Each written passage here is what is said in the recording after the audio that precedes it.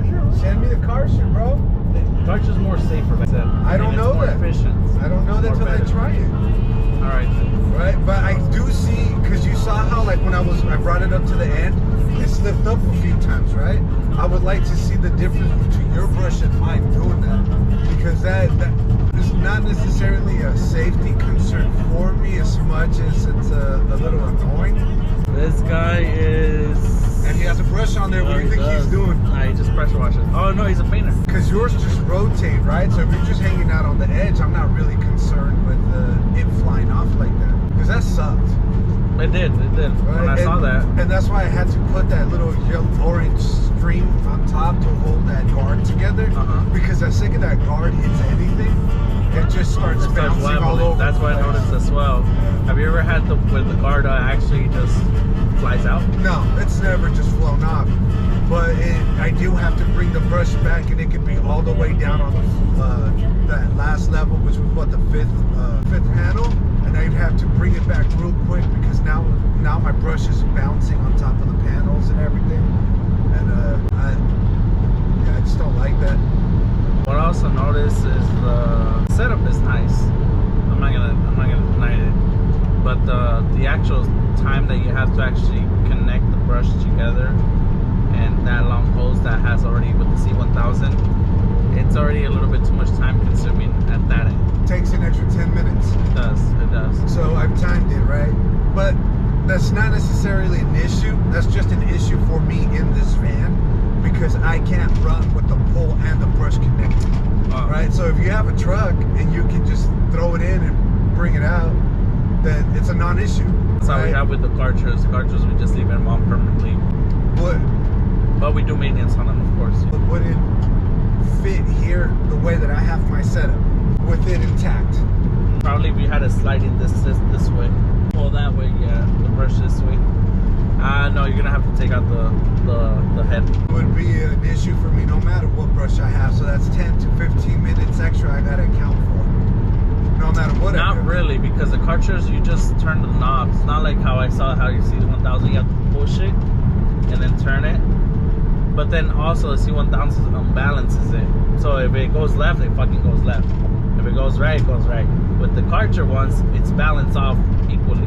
What are you talking about? The heads are perfectly balanced, the weight. That's balanced. How would it go left or right? What I'm saying is, when you grab it, right? If you twist your hand to the right with the pole, it's gonna go to the right fully, like the whole way. It does. Not once have I experienced it. Oh, well, I experienced it. You're probably used to it, but at the beginning you probably would have not noticed, but you're already used to that safe brush. Alrighty. Your marketing, how are you? Well, as soon as a lead comes in, how long does it take you to respond to that inbounding? A while. Sometimes it takes a while because I don't have a proper CRM system that'll bring my leads in, because I attempted to use one that just wasn't functional. So I have to constantly carry my iPad with me and refresh like every 30 minutes to an hour if time permits me to. And I reply as soon as I get a chance. Definitely not as soon as I should. I think the longest it's taken me to reply to a lead has been 3 hours. 3 hours. It's not that bad. It's still not that good, because I've used other services where you get leads, and if somebody replies within a minute, typically when I've replied within a minute, I've gotten the job regardless of all the other bits they've gotten from other people. It's been that response time. Customers always like that, a company that's very responsive and responsive immediately. Typically when the lead comes in, you only have what's called the 5 minute time frame. 5 minute time frame is when the lead comes in inbound. It's best because they're already on their phone. They just submitted the form, and then you just give them a call. What do you say when you call them? Just real quick on what you just said. Yes, you always want to call them within that 5 minutes. I totally get that, but you got to have the ability to do that. If you're a single owner operator, you're out on the roof, you're working, or this is your part-time gig, or you're barely getting started and you decided to keep your full-time job, it's not that easy to do unless you have a dedicated team to go ahead and do that for you. And you can't have that team unless you're bringing in the money to be able to do that for you. Does that make sense? Absolutely. Would that be ideal? 100%. But is it realistic? Not when you're an owner operator and it's not your full-time position yet. right? I agree 100%. When you're a single owner operator, you're maneuvering many things: customer, quotes, information, schedules, completely. When you do get to a level where you are just receiving leads constantly, and there will be a time where it just says, you know what, I think it's time to hire out someone part-time that can take the inbound leads, whether it's from 9 a.m. to 3 p.m., that little afternoon area. That's what I would recommend, just a little part-time. But of course, not until your business is able to afford, because of course you can't go negative on your business trying to just reach out to those small amount of leads that are coming in when you're just starting out. Absolutely. Then to answer your other question, what do I do as soon as I get a lead? The second I get a lead, I have Square. I use Square to send out all my quotes. I have everything already pre-written, so I don't waste time rewriting everything each and every single time. It's a template. Do you think the new copy estimate copy that I share with you works better? It's less words. It's a little bit more visually engaging. A lot more. Less people have to read, definitely. For them to probably say yes, maybe say yes, more than likely say yes, instead of trying to read everything, because I have found that people don't read my whole, everything that I used to have written out. I used to have a whole paragraph, process, how much it would cost, what is included. And then when I'd reach back out, they'd get to the common question, how much is it? Because that's the last thing on the estimate, the cost, right? So I would have to figure out a way to not be like, oh, I know you didn't read my estimate, but here is the number. Right? So yeah, it was a waste of space, because we're in a day and age where shorter, more engaging, the faster, the more response you're gonna get, and they'll actually take the time to read it instead of saying, screw this, too much. Indeed. How we found out over the past 3 years is it's mostly all psychological. People will only look, read, and record what they want to hear or see, which is the price. In the beginning, we were doing the same thing. We were explaining our process, we were explaining in detail what was the cost, we were explaining the whole setup process and everything.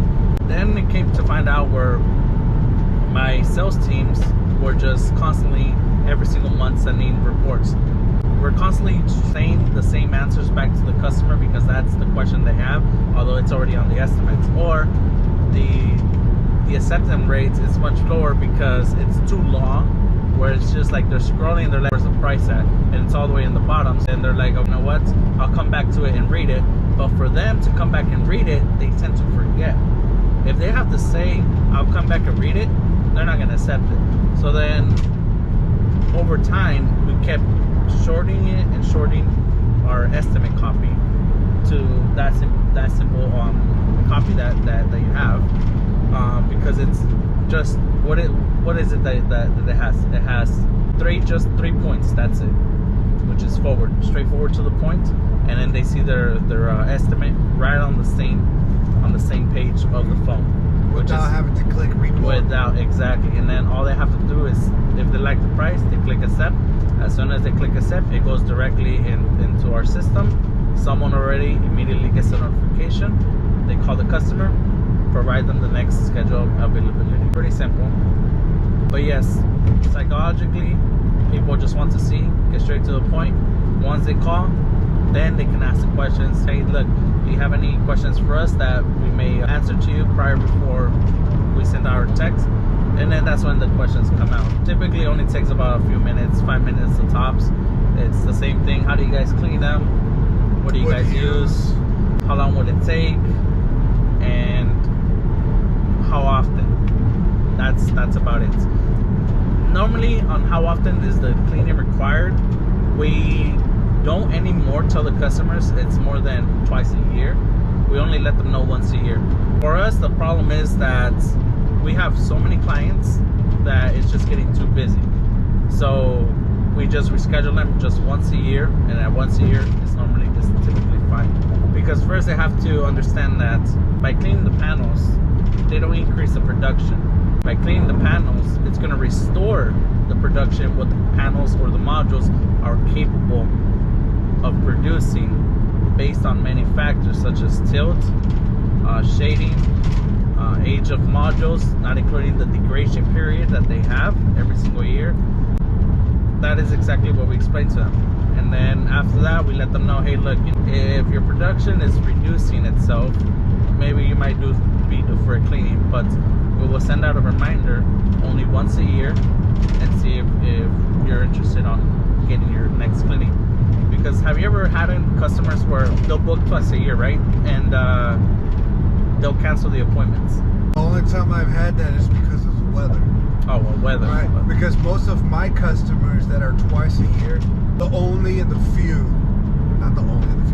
very few that I recommend twice a year are the people that live out in the orchards or near farmland where there's constantly dust being kicked up.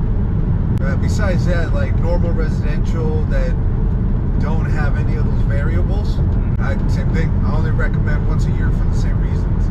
But as far as my 2-time-a-year cleaning, the few that I do have, they tend to stick with it because of where they live. And those are the type of people that have 60 to 100 panels just for their home, right?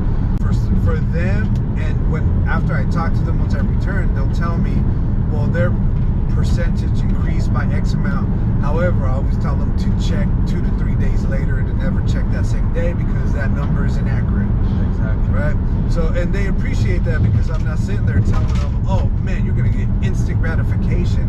Of course you're going to get instant gratification. Water produces heat. They don't take the first day as their base number where to start measuring from. It's a few days after that when it starts mattering, and if they see the benefit, they keep calling me back. So I've not had one